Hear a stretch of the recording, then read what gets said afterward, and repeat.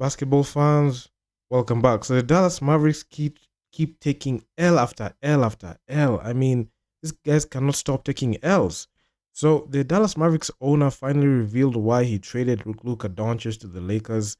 I mean, this was crazy. So he said this is a decision about the future. So the Dallas Mavericks governor Patrick Dumont keeps trying to rationalize the reasons behind the Luka Doncic trade to the Lakers. So a lot of people are not buying it. I have made over 10 videos talking about this whole situation, covering the fact that there are people who are tone deaf, and the Mavericks owner is one of them. And the Dallas Mavericks fan base are still angry with this situation, even to a point where we had a fan go to City Hall and talk about this tragedy.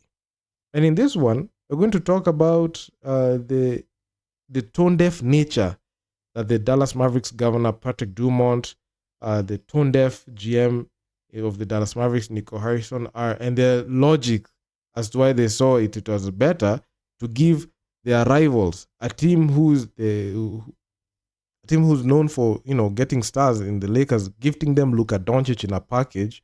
Anthony Davis only played 35 minutes, and it has an adductor strain.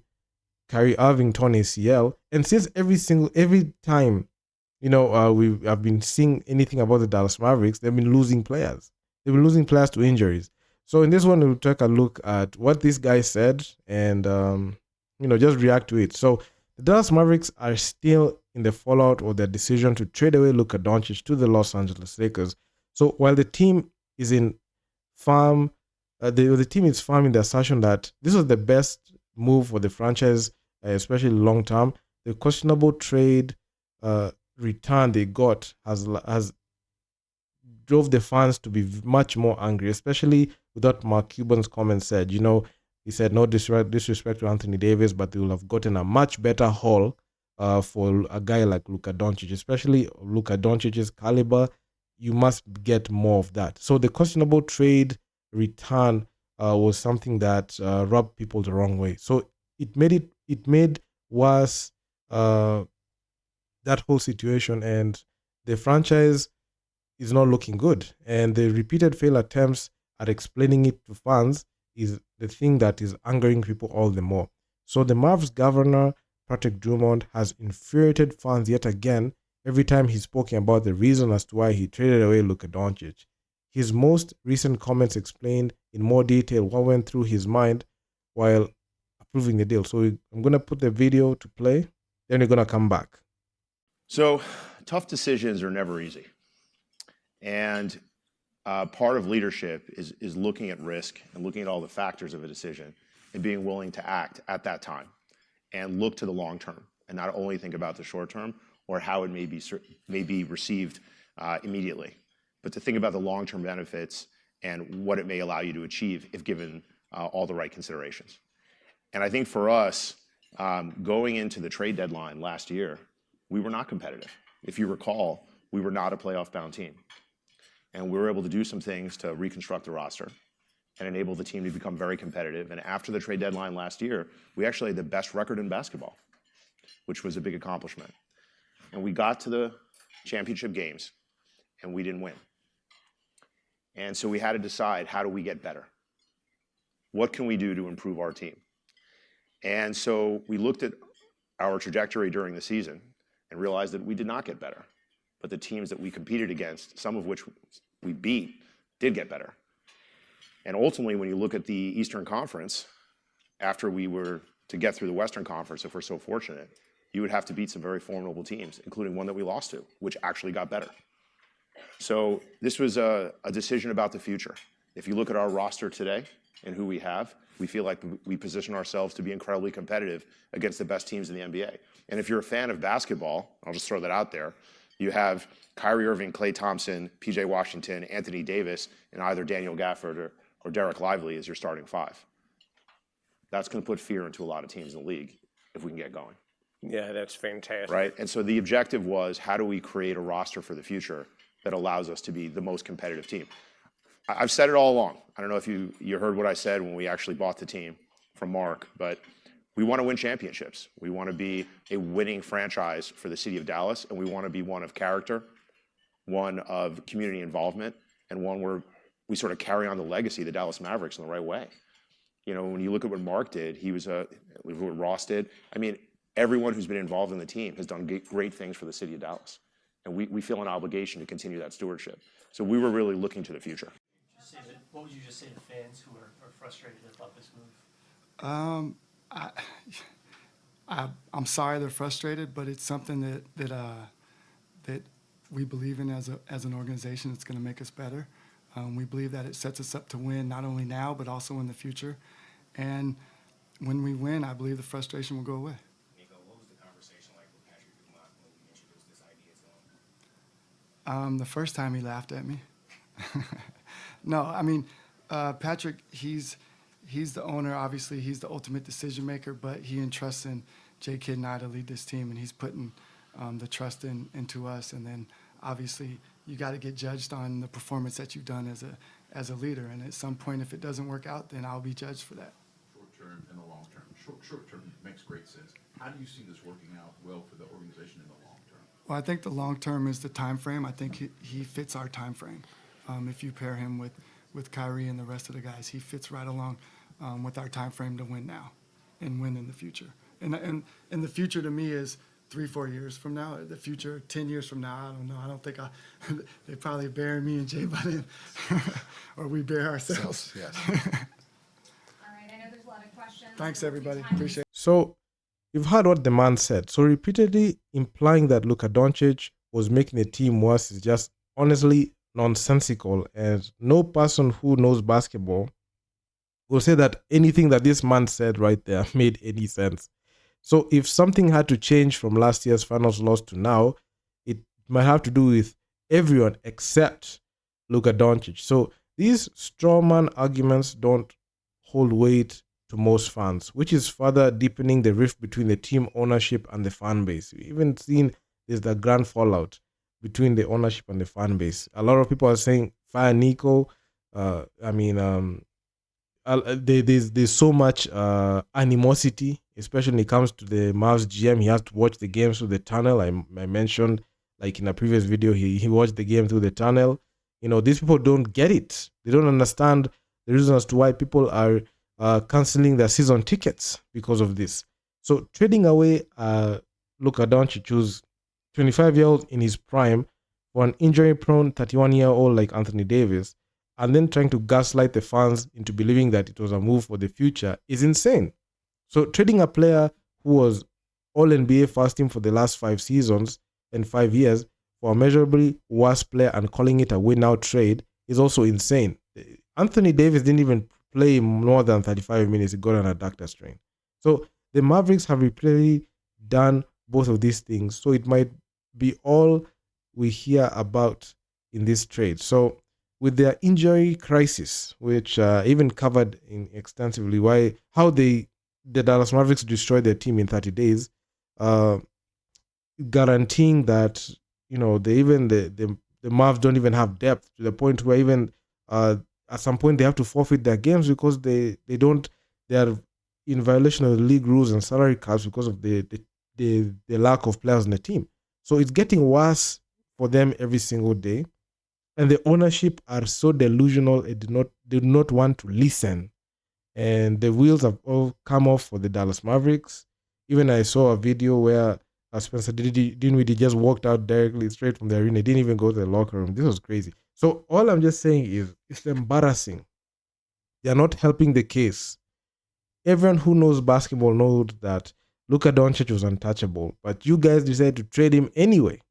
So this is what is rubbing people off the wrong way, and nobody is accepting your reasoning. And as you can even see, people are still angry. You even saw a fan go to City Hall and explain this to, like, you know, the government, like trading away Luka Doncic was wrong. And these people are acting like, you know, why are you complaining? Need to win now. You could have traded all the other players, but except Luka Doncic. Look at the effects. You trade away Luka Doncic for Anthony Davis. He didn't even play one game with Kyrie. They only played 35 minutes. He got injured. Daniel Gafford got injured. Derek Lively was already injured. He got injured. We had Kyrie tear his ACL.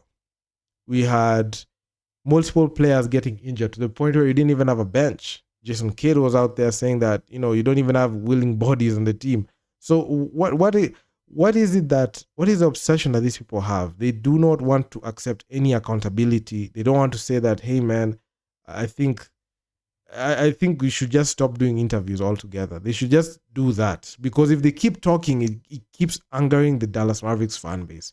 And this is going to be one of the reasons why this the officials, the people who are controlling the Dallas Mavericks won't be able to be even welcomed to the American airlines because of the hostility. Even they're going to lose money on ticket sales, because the people that are expected to even attract and make the Dallas Mavericks a team that is worth watching, they're not on the team. Anthony Davis is out indefinitely. Kyrie is out for the season. Daniel Gafford, you're not even going to return. Derek Lively is out. So it gets harder and harder for anyone to even ride for this team, because the ownership, they don't care. They are tone deaf. They don't even listen. There's a reason as to why this put it in closed doors, because they didn't want any interference. Because had this information leaked, you would see multiple teams come up with offers, and because they wanted to make it in closed doors and they wanted to do it quietly, that's why they dealt with the Lakers. If they knew that they were wrong, they knew that they were wrong in trading away Luka Doncic, and they didn't want anyone to know. Because had the Dallas Mavericks made the Luka Doncic trade public and they said, we have put the Luka Doncic in the chopping block, you would see teams sell their whole roster to get Luka Doncic. That's what would have happened. But now, every single time the ownership, the GM, everyone talks, like they anger the fan base. They piss off fans, because Luka Doncic, he has a lot of people who follow him, yours truly included. I'm not a Mavs fan, but I enjoy watching Luka Doncic. Right now, I'm a Laker fan, so I watch the Lakers more because Luka Doncic is there and he's been balling out very well.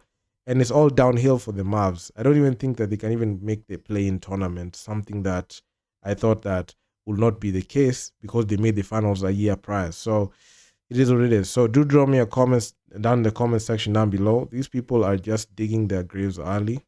And I just hope the Dallas Mavericks fans keep putting pressure on them too much, to the point where they don't even have the ability to go and watch their own games for their own franchise because of the hostility. Keep the hostility going. I mean, yeah, man. Like, share, subscribe to the channel. I'm going to see you guys in the next one. Peace out. About 3 weeks ago, the citizens of Dallas were absolutely betrayed. What happened? Our franchise player, Luka Doncic, who is beloved by the city, absolutely beloved by the city, was traded to the Los Angeles Lakers. We now have the information to piece it all together. The Adelson family, who are the new owners of the Dallas Mavs, purchased the Dallas Mavs as well as a plot of land where the Cowboys Stadium used to be, here in the city of Irving.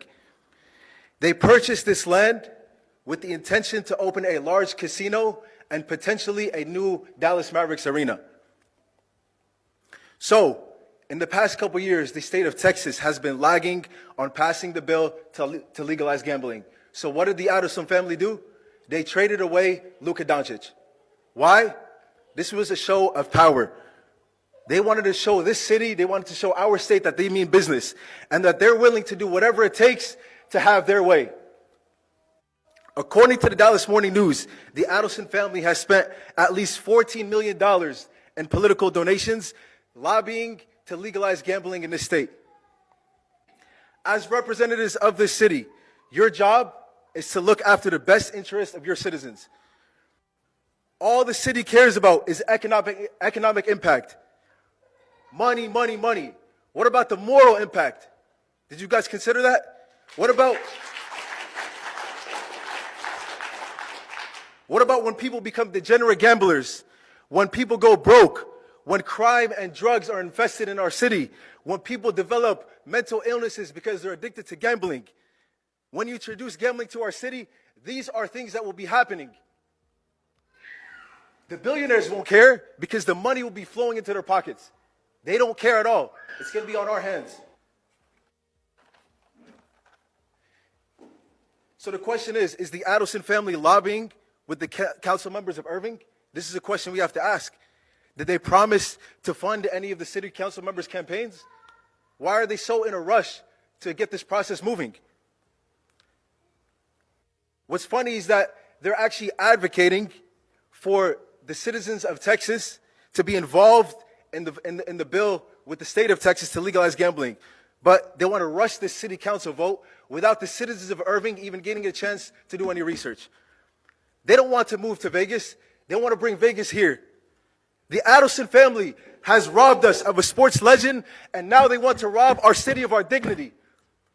Let's make the right decision and send the Las Vegas Sands all the way back to the desert. He's supposed to have a statue.